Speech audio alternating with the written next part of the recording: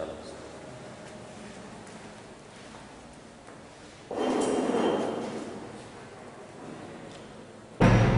So, good afternoon students. Once again, I am Panchanath Patil, right?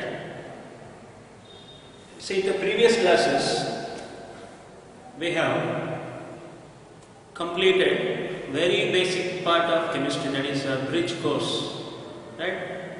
So, we have learned regarding what is science and how it is classified, what are the basic branches of science, right? Then I told you definition of chemistry. Then we have classified matter physically and chemically, right? Then after that, just I given you list of the elements with atomic number 1 to 36 with atomic masses, right? Then after completing this, we have entered into what is atom, what is molecule, what is ion. And with this, we switched on to valency. What is valency, right? Then we have listed out various monovalent cations and divalent, trivalent, tetravalent, pentavalent, even that is anions, right? And also I given you the list of various, for example, list of hydroxides, list of chlorides, list of bromides, list of iodides, okay, then nitrates, list of sulfates, list of carbonates, list of bicarbonates, and list of oxides. And after that, just I also given you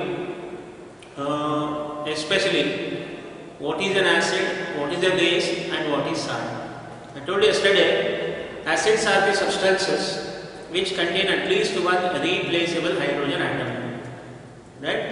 Acids are sour in taste, acids turn, that is blue litmus paper to red, and acids are having corrosive action on the skin.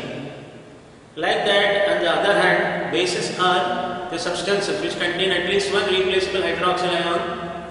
Bases turn red litmus paper to blue. Bases are bitter in taste, and bases are having caustic nature.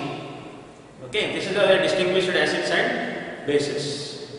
And I given you yesterday list of some acids, especially mineral acids, which are directly dug out from the earth crust, mineral origin, inorganic acids, for example hydrochloric acid HCl, sulfuric acid H2SO4, nitric acid HNO3, phosphoric acid H3PO4, phosphorus acid H3PO3, carbonic acid H2CO3, right?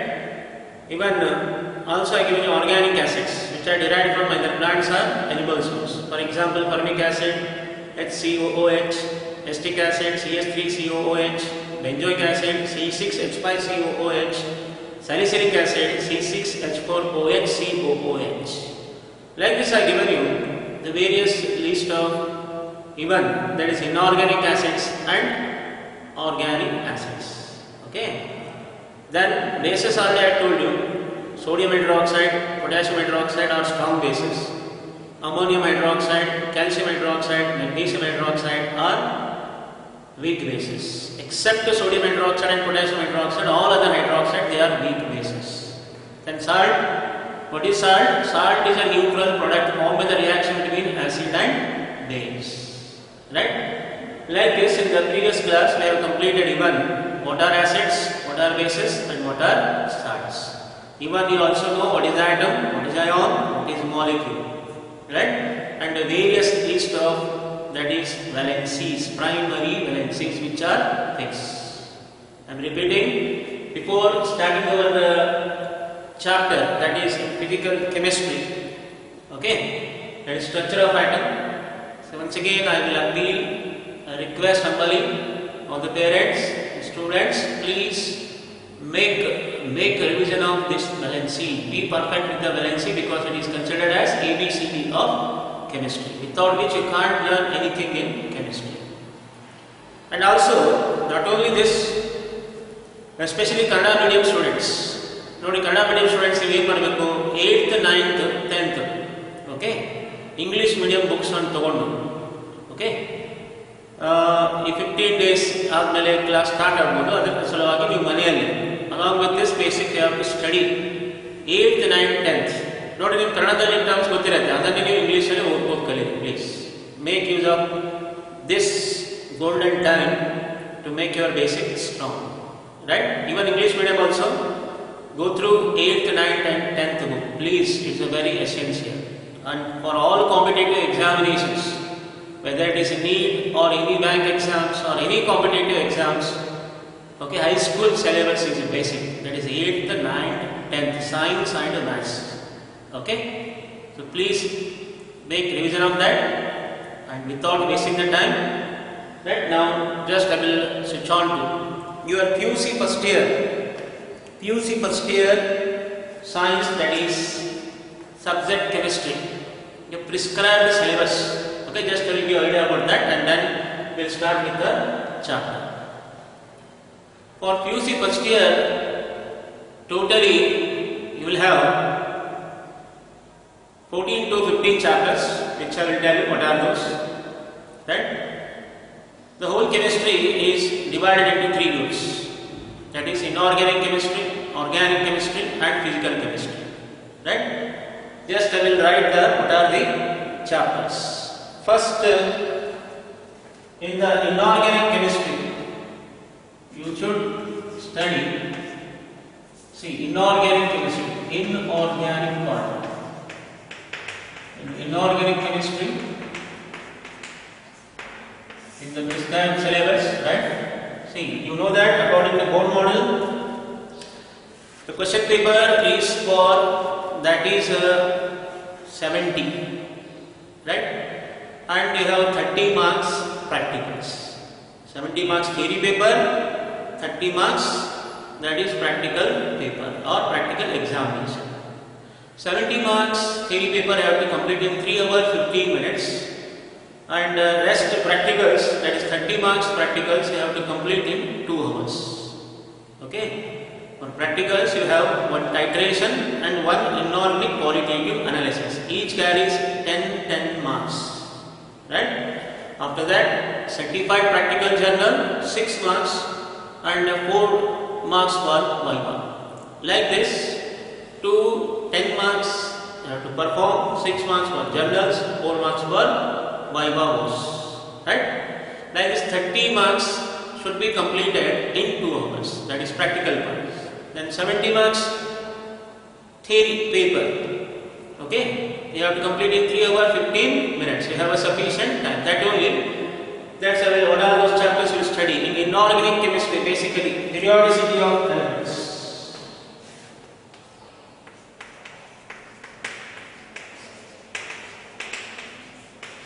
Periodicity of elements and periodic classification.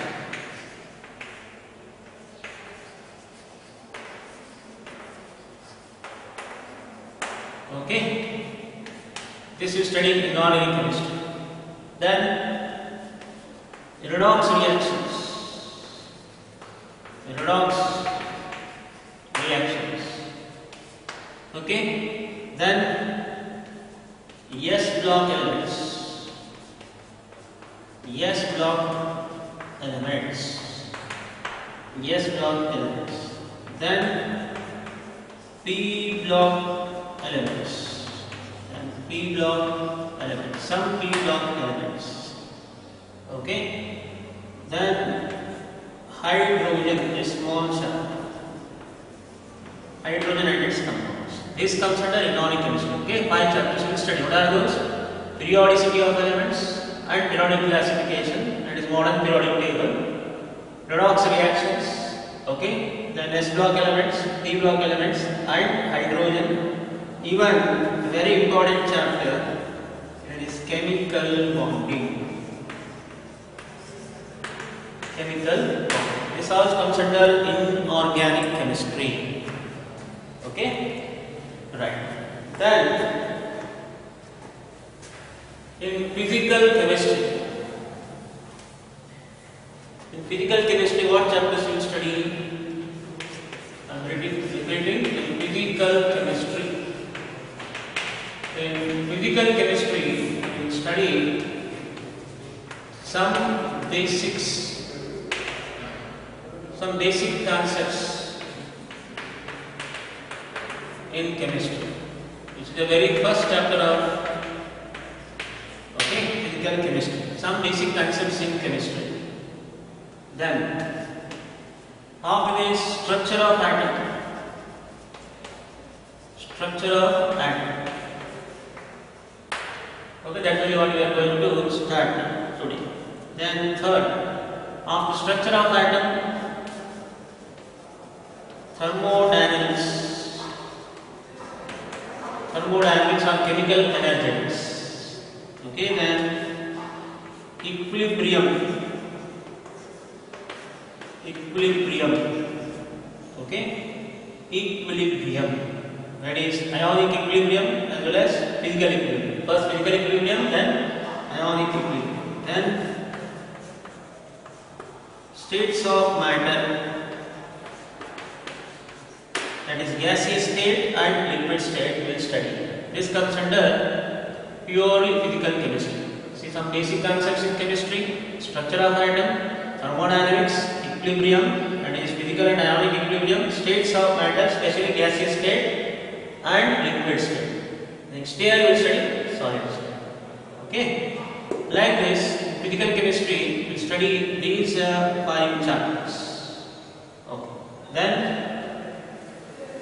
organic chemistry. In organic chemistry, basically we will study only 2 chapters. In organic chemistry. Okay, in organic chemistry you will study some basic techniques,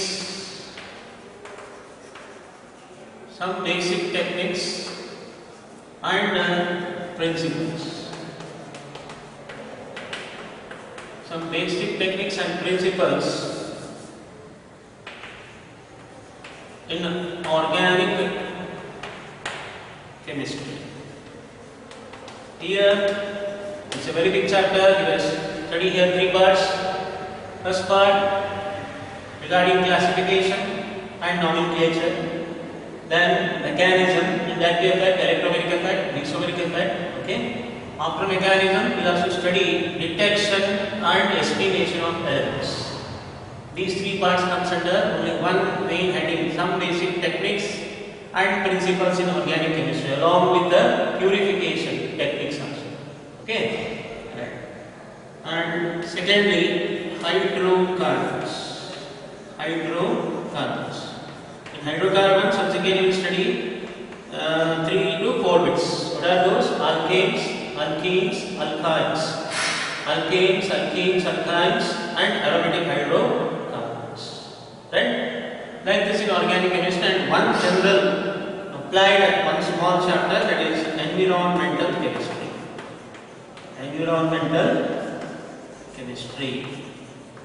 Right? Like this, these are the 14 chapters. 14 chapters you are going to study in first year prescribed NCERT as well as our state board, Karnataka State Board. And you have to be very serious, because if you are going for preparation of NEET and JEE, you have to start your study from first day onwards. Please keep this in mind. Don't make first year as a enjoying year. Don't take it light, because now they have prescribed the syllabus in such a way that okay, it is first you study first year, it will be basic for your second year. So please don't neglect. Okay. Right. Now without wasting the time, now let us move on to next. What is your model question paper? In model question paper, please try to remember model question paper.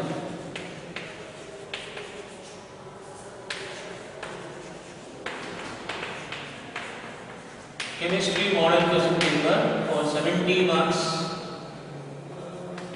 Okay, is for 3 hours 15 minutes. So part A. Okay, 1 marks, 10 questions, no choice. 1 marks, 10 questions, no choice. Part B. Okay, 2 marks, the answer 5. And 8 questions will be given. Out of 8 you have to answer 5, 3 choices. Part C, once again, here also 3 into 5, questions carrying 3 marks, 15 marks. Here also 8 questions will be given, out of 8 you have to answer 5. Okay, then part D, which is called physical chemistry part. Okay, here 5 into 5, 5 marks, 5 questions, 25. Right? Here also 8 questions. Out of 8 questions, you have to answer 5. You have to answer 5. Right? Then part E. That's only organic chemistry. Purely question carrying 5 marks. 5 into 2, 10. Like this. First part E 1 marks from all the chapters. 2 marks also from all the chapters. 3 marks purely inorganic chemistry. Only from inorganic chemistry. Okay. Then part D purely from physical chemistry. Part D purely physical chemistry. Okay. And part E purely organic chemistry. So like this. This is your model question paper. Each consisting of about 70 marks. It should be completed in 3 hours 15 minutes. Right? And you will have 30 marks practical. I already told you. 2 practicals, 6 marks. That is certified practical journal and 4 marks for Viva course. Like this you will have model question paper, right, for theory as well as practical. Remember. So next, see, passing marks for the chemistry generally out of 100, 35. But here it is out of 70, you have to take 24 marks. 24 marks is passing. Right, 24 marks in theory, and practical of course you have to take a minimum 14 to 15 marks. That will be passing. Okay, after this particular discussion, students, without wasting the time, let us will move on to our first, as I given allotted this chapter, structure of atom. See, it is one of the part of physical chemistry, important chapter of physical chemistry. According to NCERT syllabus, allotted hours is 10 hours, and weightage of marks is 9 marks. Sometimes it also varies to 10 also. And remember, for need point also this chapter is very, very important. Need point and JEE mains. From this structure of atom, minimum they will ask you two questions fixed. 2 questions fixed for NEET as well as JEE mains. Definitely need 2 questions, JEE mains 1 question. Okay? Right. Then for theory, as I told you 9 marks, see, it will come under part D. In part D, please remember question number 28, question number 29.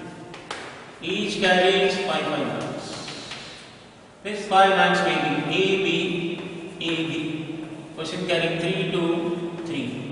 Question number 28, 29 will be asked from structure of atom in the part D. That means that's why I told you 9 to 10 marks is the weightage. 10 hours and 10 marks. For theory also high weightage, and for NEET also very, very important 2 questions are fixed. Okay? Right. Okay, now come to the point, structure of atom. After all discussing weightage, right? So let us start with the introduction. Introduction to structure of atom. Introduction to structure of atom. Okay. As the name only indicates, the word atom. Okay, the word atom was coined by the scientist John Dalton. Okay, John Dalton. John Dalton coined the word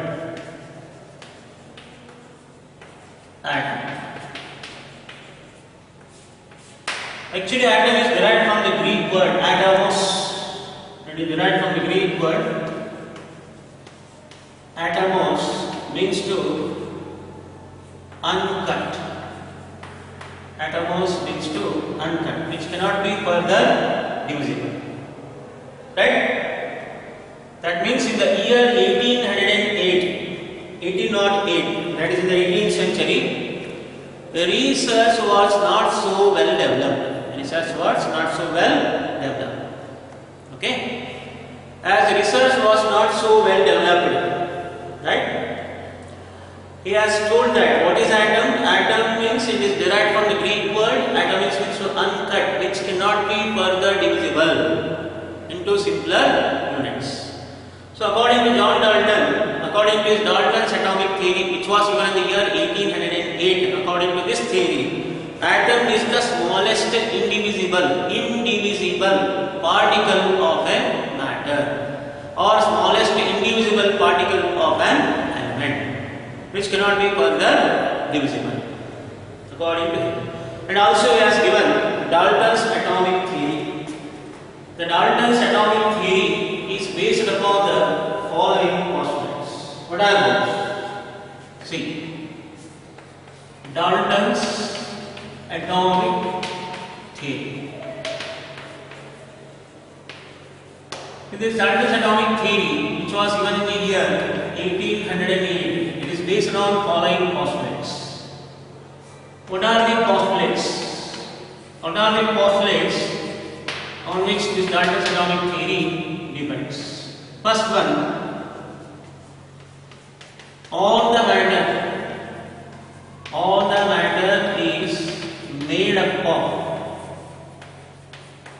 okay, small, tiny particles called atoms. But small tiny particles means very small. Small tiny particles called what? Atoms. Secondly,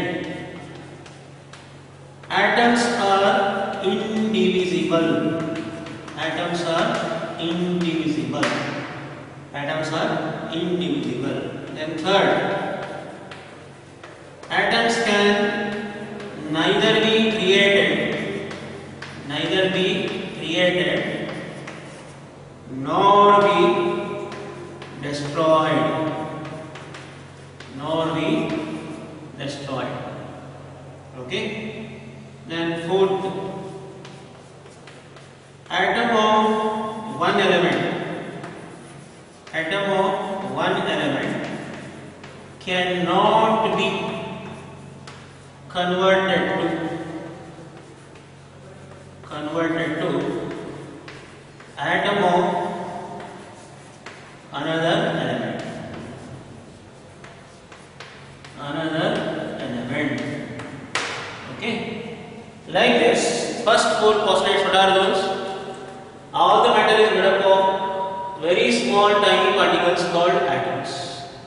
Okay? And these atoms are indivisible, cannot be further divisible into simpler units. Matlab, atoms can neither be created nor be destroyed. Third, fourth, atoms of one element cannot be converted to atoms of another element. Andre, sodium atom cannot be converted into potassium atom. Please remember. This is the fourth. Again, there are fifth and sixth one. What is the fifth and sixth postulate? Fifth one, atoms of same element are alike in their physical and chemical properties. Physical and chemical properties. Okay, and sixth one, atoms of different elements. Atoms of different elements differ in their physical and chemical properties. Okay? Right. In that last is our topic. Just I will try to write down here because space is not there. Atoms always combine combine in simple, definite, okay, simple, definite, integral ratio to form compound.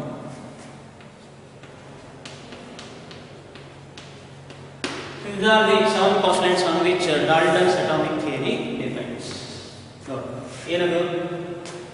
First one, all the matter is made up of small tiny particles called atoms, right? Atoms are indivisible. Atoms can neither be created nor be destroyed. Atom of one element cannot be converted into atom of another element. 4. Fifth one, atoms of same element are alike in their physical and chemical properties.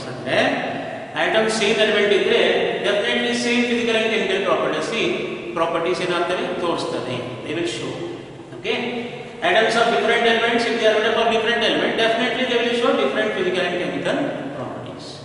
And always atoms, last one, atoms always they combine in what? Simple, definite, integral ratio to form compounds or compound atom. For example, you take H2O.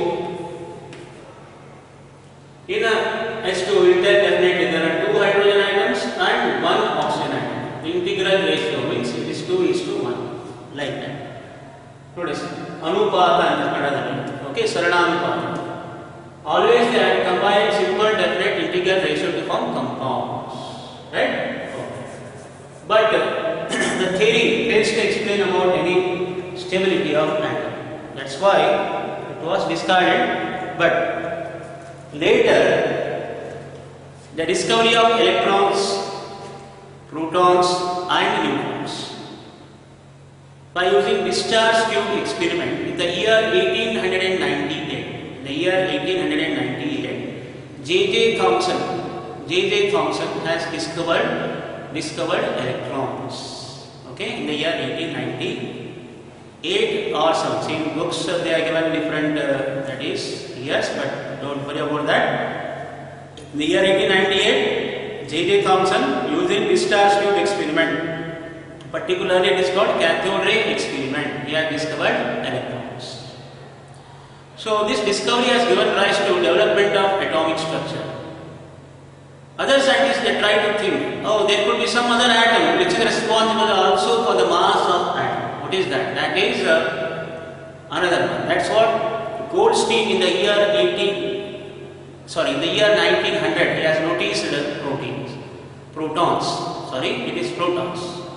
Right? Goldstein, protons has discovered by the same discharge tube experiment, but this time it is called anode ray experiment. In the year 1900, some work was carried out by Rutherford, but confirmed by same J.J. Thomson in the year 1901. Okay. Then, if electrons and protons are responsible, accidentally in the year 1932, James Chadwick has discovered what? That is neutron. By bombarding fast-moving beryllium nucleus with the alpha particle. He was successful in discovering neutrons. Like this, discovery of electrons by J.J. Thomson in the year 1898 by cathode ray experiment. Protons by Goldstein by anode ray experiment in the year 1900.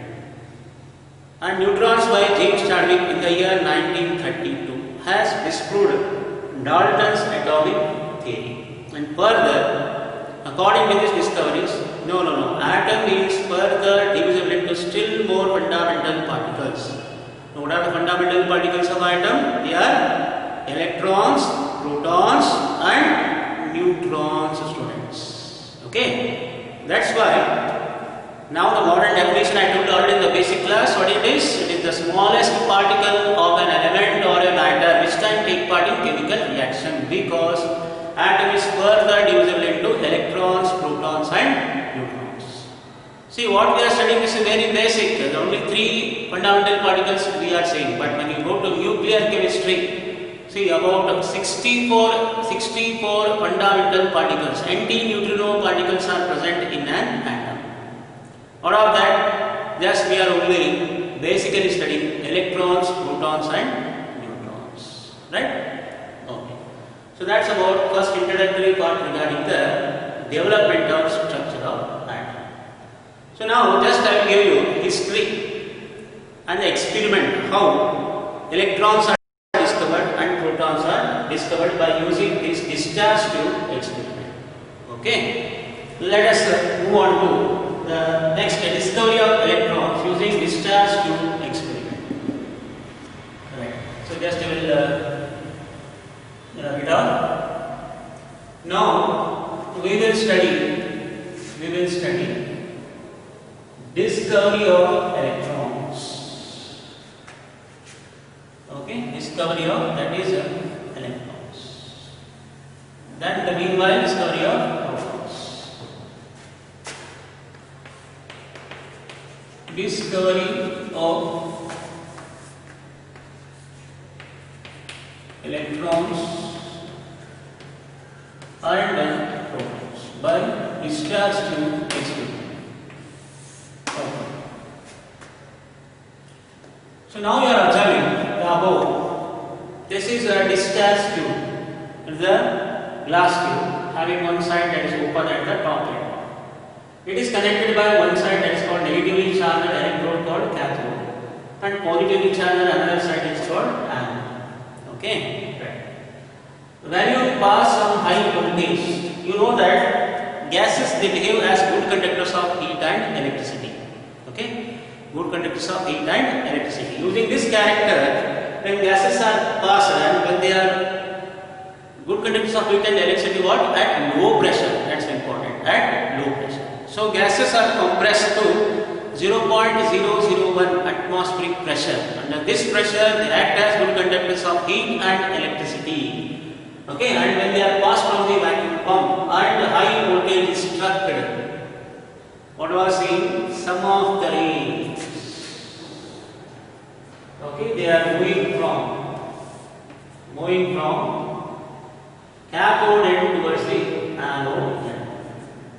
Cathode to anode end. And how they are, we come to know whether they are liberating. That is shown by deflection of the fluorescent coating. This is made up of zinc sulfide screen. Please remember. Zinc sulfide screen. When the hit here, they will show some fluorescence effect, some color. Right. See, when different types of gases were taken and experiment was repeated, same observation was observed. So from this, he has came to the conclusion that all the matter is made up of negatively charged particle called as electrons. Okay, and these rays are called as what? Cathode rays. Cathode rays. Cathode rays are negatively charged. Why? Because cathode rays are attracted towards oppositely charged end, that is positive. Hence they are negatively charged. Remember. Okay? Right. Then what are the properties of these cathode rays? Cathode rays, they are negatively charged because they move from cathode end to anode end. First one. Second, cathode rays, they travel in straight line. And cathode rays, they are deflected by electric field and magnetic field. Okay? And in the absence of electric field and magnetic field, they travel in a straight line. And whenever they hit the metal surfaces, they show fluorescence and phosphorescence effect. Okay? And they are having high penetrating power. See, these are the 4 to 5 properties of cathode rays. Right? Once again, I will repeat. Cathode rays, they are negatively charged as they are moving from cathode to anode. Cathode rays travel in straight line in the absence of electric field and magnetic field. Cathode rays, they are deflected by electric field and magnetic field if they are present. And they will produce heating effect whenever they hit the metal foils or any object, showing that they are also particle in nature. Right? And cathode rays, they are having high penetrating power. High penetrating power. They can produce, whenever they hit the metals, they will produce X-rays. That's why they are having high penetrating power or high ionizing power. Right? These are the properties of cathode rays that you have to remember.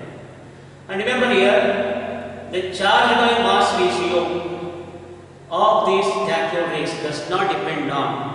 It is independent of nature of electrode used and gas taken for the experiment. Okay, totally independent. Whatever may be the case, same observation is made. See, very important for CET and NEET. The nature of cathode rays, okay, does not depend on, or E by M ratio, charge by mass ratio, E by M ratio of electron is independent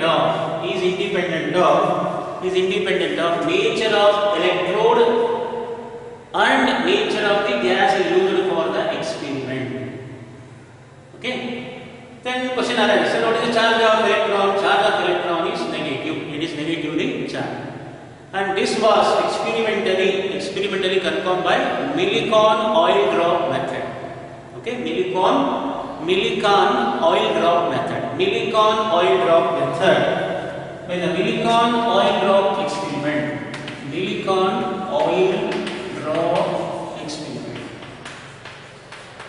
Right? Charge of electron was discovered. It is negatively charged and relative charge is -1, but absolute charge is -1.602 into 10 raised to -19. Okay? Right. Then charge by mass ratio. This is different, charge is different. So E by M ratio for electron is, okay, it is 1.756 into 10 raised to 11. 10 raised to 11, that is, sorry, 1.756 into 10 raised to 11 coulombs per kilogram, coulombs per kg. It is E by M ratio, charge by mass ratio. Once again, confirmed by J.J. Thomson. If you want mass of the electron is equal to E divided by E by M. Charge is 1.602 into 10 raised to -9 divided by charge by mass ratio, that is 1.756 into 10 raised to 11 coulombs per kg, which will give rise to, on solving, mass is 9.1 into 10 raised to -31 kg kilogram or -28 gram. This is the mass of electron. This is how the cathode ray experiment, okay, discovery of electrons was done. Once again I repeat, cathode rays, they are traveling straight line in the absence of electric field and magnetic field. But in the present they are deflected by electric field and magnetic field. They travel in straight line. They are having heating effect and they are produce cathode. They produce X-rays whenever they hit the metal coils. And they are having high penetrating power and they are negatively charged. And this nature of E by M ratio of electron does not depend on the nature of electrode and gas taken for the experiment. Very important for CET and NEET point to be noted. Okay. Like this, by Millikan oil drop experiment, charge was determined. It is 1.602 into 10 raised to -19 coulomb. That is, since it is negatively charged, less one negative charge. Charge divided by charge by mass ratio will give mass of electron. It is 9.1 into 10 raised to -31 kg. This is all about discovery of electrons. So let us move on to discovery of protons. Discovery of protons also same thing. Goldstein first noticed in the year 1900.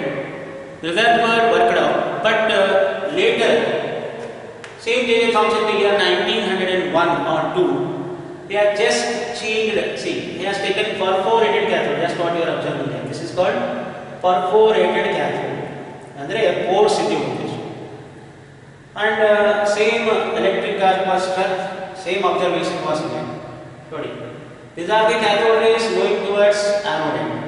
But some rays were originating from perforated cathode but moving towards negative end, showing that they are positively charged. And these are called anode rays. And anode rays, they are also called canal rays.